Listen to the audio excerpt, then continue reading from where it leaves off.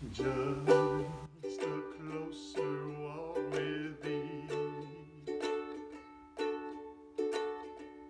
Granted, Jesus, is my plea. Daily walking close to thee, to thee. Let it be, dear Lord, let it be. Ukulele Chicken, Gardner here.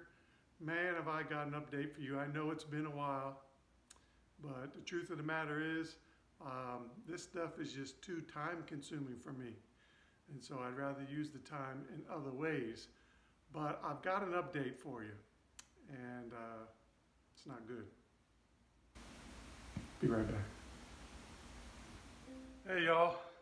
I know I'm a little bit sweaty. I just got done exercising. I went over to see how my carrots were doing and water them. You won't believe what I found. I don't believe it. I'll show you in a second. So I came up on my square foot gardening box. You may remember that I planted carrots in there some time ago. And I found that these were scattered on the ground. And I said, man, somebody came and ripped my carrots out of the ground. But then I looked at the tops, and the tops were all chewed up.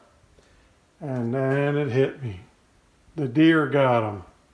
The deer got in here, I'm thinking, and just was eating on the tops and ripped them out of the ground. Now, I'm going to be honest with you. These were supposed to be harvested on the 25th of this month. And so what does that mean? You can see that the growth is not what I would like to have been. But I have an explanation for that, and I learned a very valuable lesson. All of these plants were planted in October. Back that up. They were planted in August, middle of August. And man, if we didn't have the hottest second half of August and beginning of September that I can remember. Well, that stunted the growth not only on the carrots, but made some of the other things that I had planted just not grow at all. So I'm going to show you the square foot garden. It looks like it did when I put the seeds in the ground. Just a minute. Well, look at this. That was mustard planted on August 15th. And look at these leaves. That is all the growth that they've seen. And let me tell you, it is not because I did not pay attention to them or water them and do all the things that I thought I was supposed to do. There's the arugula. Over there is pak choi. Even, I don't know if you remember this, but I said anybody can grow a radish. Well, I got to back that statement up. Anybody but me in August. So that's where we're at with this. Very valuable lesson learned. I dropped some radish seeds in this cell here, in these cells, just to make me feel better about myself, to be honest with you. Here is some soybeans I planted. Also, as you can see right there, August 17th. And they sprouted and everything was doing great. Got a little pod right there. And that heat came and just, you can see here how it stressed the plant out. Look at this one right here. I mean, it's just a shame. But these are cool weather plants. Look at this. Here's wax beans. That's another plant that anybody can grow. I got it going. That heat just killed it. So anyway, very, very valuable lesson learned. I mean, even the lettuce is not doing anything. It's just been very difficult with the heat.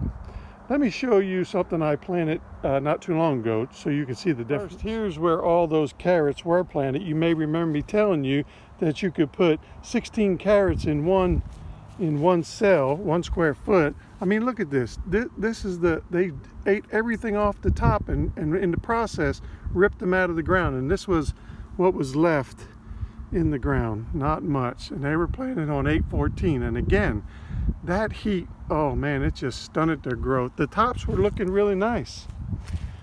Over here are some things that I planted, I mean, just not that long ago, maybe 2 weeks or 3 weeks.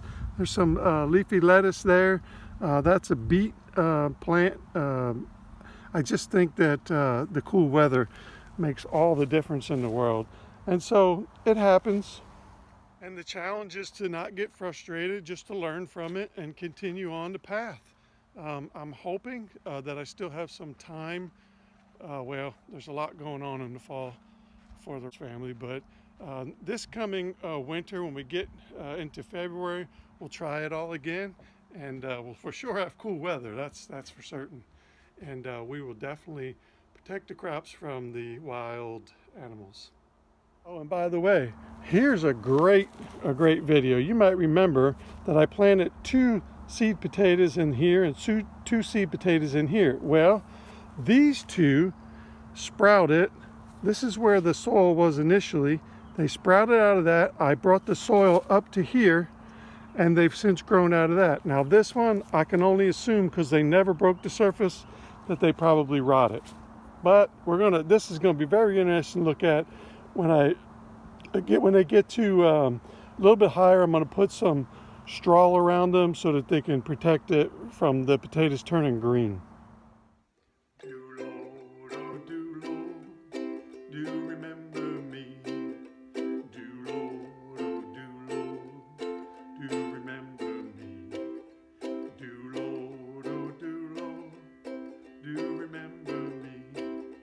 Way beyond the blue. Because of what I said earlier when I started this video, the amount of time that is consumed by this is going to be either less frequent than I had initially planned, or perhaps I'll just have to pass on this. But either way, I hope that you come to the realization that Jesus Christ is Lord, and that He didn't come to condemn you, He came to save you. Praise the Lord.